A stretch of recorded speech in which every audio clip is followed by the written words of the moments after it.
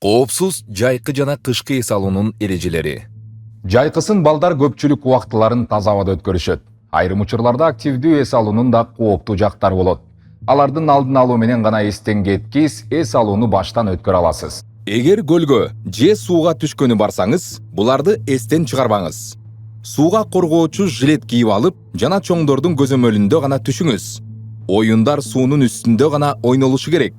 Буйкадан ары сүзүп өтүүгө болбойт. Атайын ылайыкталбаган жерлерде сууга түшүүгө да болбойт. Сууга түшүп эс алуу эртең мененкисин жана кечки маал коопсуз.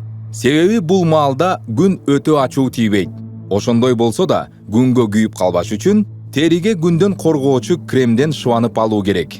Эгерде тоого же токойго чыгып эс алуу тууралуу кеп боло турган болсо, кенеден жана башка курт кумурскалардан коргой турган каражаттар менен камсыз болуңуз.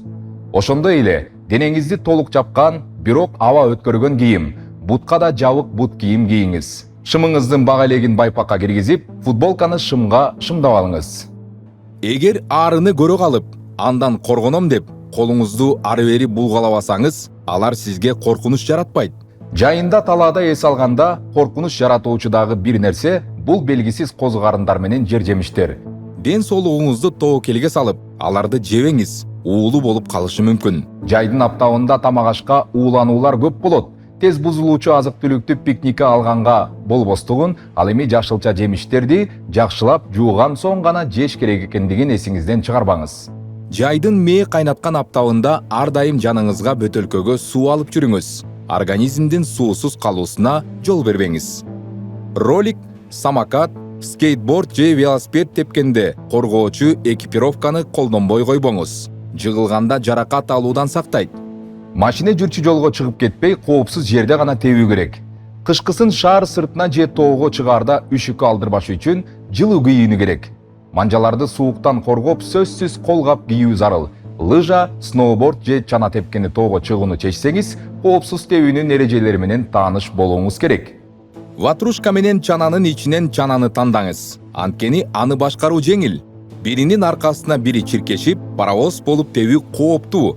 Чананы автоунаанын аркасына байлап алып тебүү андан да коркунучтуу. Муз тепкенде башка коргоочу шлем кийип алган жакшы. Жыгылып баратканда колу менен бир аз таянып, тизесин бүгүп, капталы менен кулаган оң. Чалкадан же көмкөрөсүнөн түшпөгөнгө аракет жасоо керек.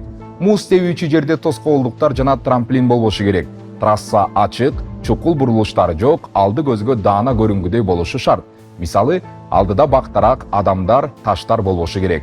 Лыжа же сноуборд тебүүнү пландап жатсаңыз, өлчөмү өзүңүзгө туура келгенин тандаңыз. Теберден мурун эч бир бузугу жок, оң экенин текшериңиз.